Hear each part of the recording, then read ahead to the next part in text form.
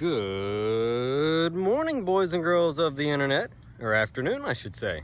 How's everybody doing? You figured it out yet? Yeah. Bought another car. Why did I buy another car? Don't really know, other than the fact it was cheap. And I specifically bought it for one very important reason, and we'll discuss that shortly. So this is a 94? Shucks. I probably should have checked before I started talking. I really don't even know. I think 93, 94, Buick Century. I know it's a Buick Century, but yeah, like can't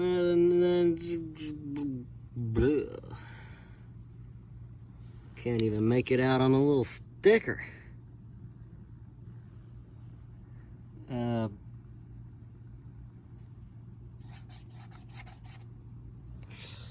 Is there an owner's manual? I have a title. I got a clean title for it. But shoot, I don't know what. 94 Buick Century. This car, according to my friend, I'm in a GM group on Facebook, Aaron, if you're watching this, he told me these speedometers. See, this isn't a perfectly rectangular speedometer. It's kind of got a little bit of a slope to it. 45 is at its highest point, 5 is at a low point, and 85 is at a low point. So it's got a ever so slight little and then back down, like a rainbow effect. It does also have a, where is the sun coming from? I don't know. I can't even block it out. I don't know, you're just looking at my leg. It's got a fuel gauge, volt gauge, and a temperature gauge. And this is your park, reverse, neutral, drive gear indicator. It has power windows and door locks. It has a manual mirror. Interior lights, these are your headlights and your parking lights. It's got an aftermarket Kenwood steering. Hang on a second. And then it's got a map light, and it's got a rear defrost, which we had another one. I don't think the other one we had rear defrost. Let's go ahead and start this thing up. It's got a coil pack is actually going bad. I bought it. The guy said it didn't run. It used to, back in like February or sometime like that. He went to crank it one morning. It wouldn't crank. That was the end of it. Doing some digging around. One of the coil packs is weak, but it still works. So sometimes when you first start it up, it's got 2 cylinders that are just kind of puttering, and then it picks up and smooths out. So I'm gonna have to put new coil packs on it. And I let her out. She's up here in the yard. So sometimes when you crank it, oh, starter missed. See, it sputters for a second, and then it picks up and smooths out. One thing this car does have is ice cold freaking air. I mean, ice cold freaking air. And he did tell me that. He was like, well, you know, if you get it running or whatever, the air conditioning works and works well. And he was not, it's already cold. Cars ran for 5 seconds, and it's I swear, it's cold. I wish we had fill-o-vision. You could know it's cold. Like, good cold air. We're pushing 3 digits down here with the temperatures lately, and this is cold. So let me show you why I bought it. So for starters, it started out on Marketplace for like 400 bucks or something like that. I offered him a low number, he wouldn't take it. And then it sat on Marketplace for another couple weeks, and the price dropped. So then when the price dropped, I was like, all right, now's my chance. So I went in for the kill. Hang on.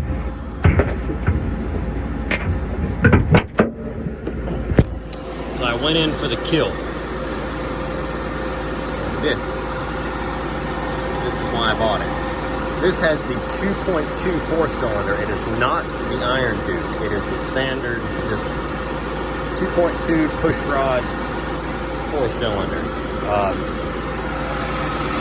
A newer water pump with serpentine belts, got new brake pads and stuff on the front, and it runs pretty well. And that's why I was saying it does need a oil pack.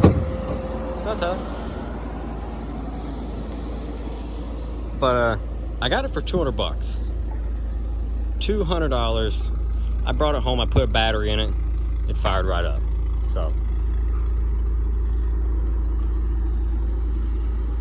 I haven't even tried the windows. I know that the driver one is falling off track, but the reason I bought it is because that 2.2 that is in there and that automatic transmission, this gives me a complete parts car should I need it. The 2.0 that is in my Cavalier hatch, my little Type 10 over there, it's a little bit earlier of a version. It's a 2.0, but it is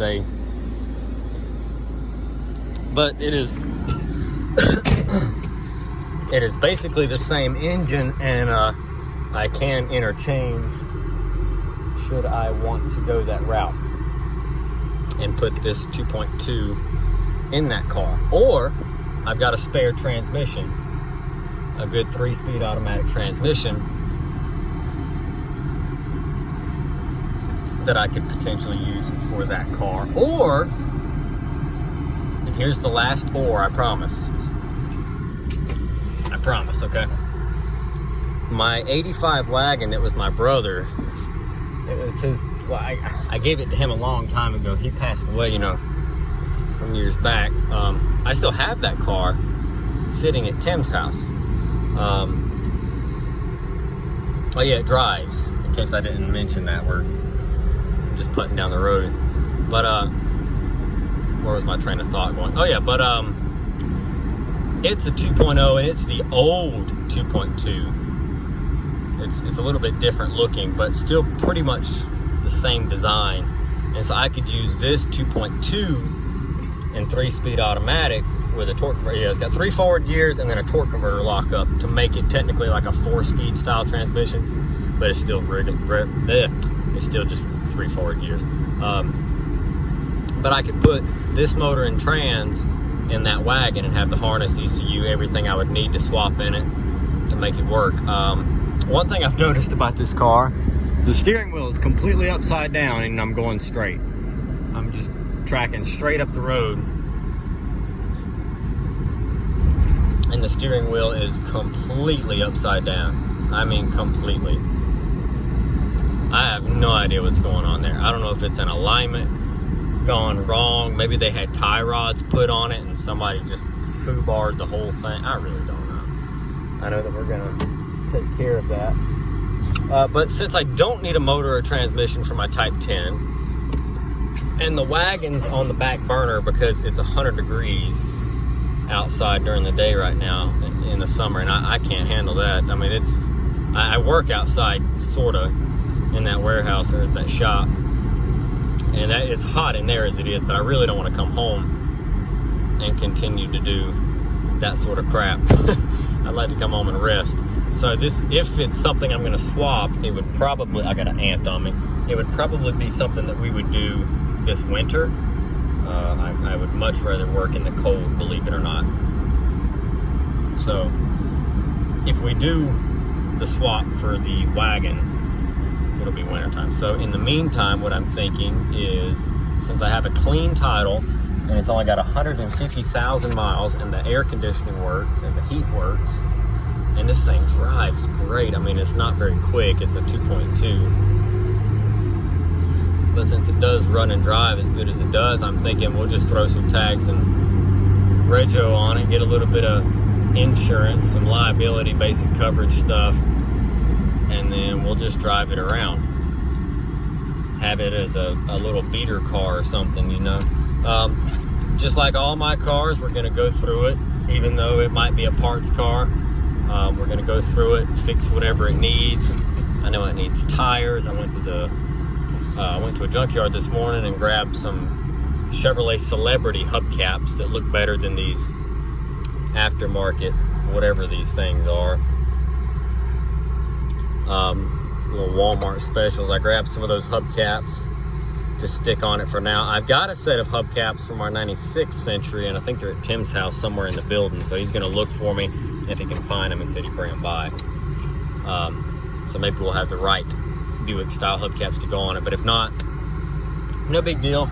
The temperature is running pretty cool. It will come up to temperature. I think they've either running it without a thermostat or have a very low thermostat in it. But it will come up to where it's supposed to sit. It's just kind of slow at going. It's charging. I don't know if the fuel gauge works. The trip odometer said at 38 miles. Maybe they filled it slam up and they counted their miles when they drove it. Some people still do that, some people don't. The needle hasn't moved. And I mean, we've only driven it like 5 miles, but so I really don't know if that's working. These cars normally don't have a problem. These style clusters are fairly stout, so I'm assuming that probably works. It probably had a full tank, they reset the trip, then it decided to go out, or whatever happened, battery died, whatever. But like I said, it is sitting here kicking out some cold air conditioning. The dash is a little cracking here and there, but this is a $200 car. A $200 car with a clean title, and it runs and drives. It's got an airbag light on, and it's telling me to buckle my seatbelt. When you buckle your seatbelt, that goes out. And the airbag light, I bet, is because whatever happened to this wheel, it probably broke the clock spring. Well, no, because look, put the signal on, turn the wheel, kick. I don't know if you saw that, but it's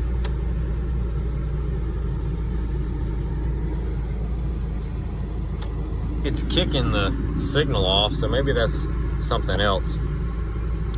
Once again, it's not important. It doesn't have to pass an inspection to go on the road, which is cool. You just gotta drive it. So I think that'll be fine. I don't see any reason that it's gonna give any problems. The oil looks good in it. It was a teeny bit low on coolant. I topped that off. Yeah, it's a $200 car. And it's a heck of a driving $200 car. Like I said, I bought the Oldsmobile 98. I don't know what it is about this platform, why I keep ending up with them, but the Oldsmobile, you remember, it had to have they put a fuel pump in it to get that thing going. And so far, I robbed